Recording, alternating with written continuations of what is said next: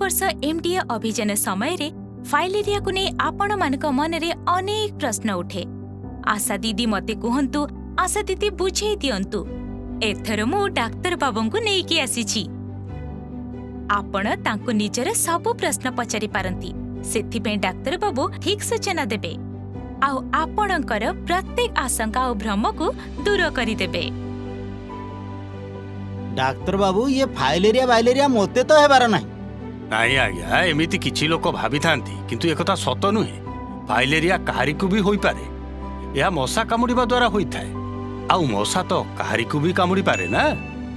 Filaria जे कोनोसी बयस रे होई पारे। जेउ लोक संक्रमित अंचल रे बा कोनोसी संक्रमित व्यक्तिर आखपाखरे रहुचंती, सेमानकु संक्रमण हेबार अधिक विपद होई थाए। किंतु डाक्तर बाबू एही रोग शिशु मानंको तो हुएनी ना, ठीक कहली ना? ना दीदी ना, मशा कहार बयस देखि कामुड़े नाही। एमिति हुए मशारू रोग शरीर भितर को आसीबा परे यार लक्षण प्रकाश हेबाकु दीर्घ समय लागि थाए। कोनोसी युवक जदि फाइलेरिया रे पीड़ित थाए तेबे निश्चय ताकू पिला बेले मशा कामुड़ी थिबो। डाक्तर बाबू एमडीए कार्यक्रम अभियान रे आमे जो औषध देउची से विषय भी लोक प्रश्न पचारुचंती। निश्चय पचारंतु ना, आपनकर कोन प्रश्न अछि? डाक्तर बाबू आमे तो सुनिथिलु कि फाइलेरिया रु रक्षा पाइबा पई दिया जाउथुवा औषध सहित अन्य कोनोसी रोगर औषध खाइ हुए नाही। नाई आज्ञा, ए औषध सुरक्षित आउ एहा सहित अन्य सब प्रकार औषध खाई परिबे। केवल गुरुतर भावरे थिबा रोगी, 2 वर्षरु कम बयसर शिशु आउ गर्भवती महिला को एही औषध न देबाकू परामर्श दिया जाउछि। मु सुनिथिली कि फाइलेरिया तो निज पितामाताଙ୍କ ठारु ही आसीथाय, अर्थात एहा एक वंशगत रोग।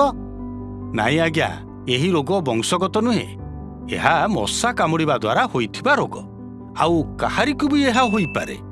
डाक्तर बाबू एही औषध सरकारଙ୍କ ठारु मागणा रे मिले, तेबे एहा प्रभावी अटे तो? फाइलेरिया रु रक्षा पाइबा पई एही औषध उपयुक्त आउ अनेक देश एहाकू प्रयोग करी फाइलेरिया को शेष कर दे पारछंती। ए औषध समस्त फाइलेरिया प्रभावित अंचल रे खाइबाकू दिया जाउछि, किंतु एहाकू स्वास्थ्य कर्मी को उपस्थित रे खाइबाकू पड़िबो। आमको तो कई जने कहितिले जे केवल आल्मेंडाजोल टैबलेट को ही सेवन करबा उचित, अन्य औषध नुहे। नाई, फाइलेरिया को अटकेबा पई केवल गोटिए औषध प्रभावी नुहे। समस्तंकू सबु आवश्यक औषध सेवन करबा उचित। सुनिथिली कि फाइलेरिया औषध खाइबा फल रे देह रे गरम सृष्टि होई थाए। बिल्कुल नुहे दीदी, यह शरीर रे गरम सृष्टि करे नाही आउ यह संपूर्ण सुरक्षित। डाक्तर बाबू यह कौन सत जे पुरुष मानकर हाइड्रोसिल माने अंडकोश फुलिबा केवल साइकेल चलेबा आउ कठोर परिश्रम कारण होई थाए? ना, हाइड्रोसिल हेउची एक प्रकारर फाइलेरिया जहाँ संक्रमित मशा कामुड़िबा द्वारा ही होई थाए। साइकेल चलेबा किंबा कठिन परिश्रम करिबा द्वारा हुएनी। किंतु एही रोग तो केवल सेई मानंको हेई थाए जे खार पानी युक्त अंचल रे रहउथांती। जेमिति मु कहिथिली जे फाइलेरिया केवल मशा कामुड़िबा द्वारा ही व्यापी थाए आउ यह काहारिकु भी होई पारे। डाक्तर बाबू समस्ते कहंती यही रोग केवल गरीब लोक मानंको ही होई थाए। एमिति मोटे नुहे, यही रोग काहारिकु भी होई पारे। मशा कामुड़िबा समय रे धनी गरीब जाति और लिंगर प्रभेद जाने नाही। मने रखंतु, फाइलेरिया रोग को अटकेइबा पई मशारीर व्यवहार करंतु। निज आखपाखरे पानी जमीबाकू दियंतु नाही। एमडीए समय रे सरकार को द्वारा दिया जाउथवा फाइलेरिया रु रक्षा पाइबा पई निश्चय औषध खाइबे।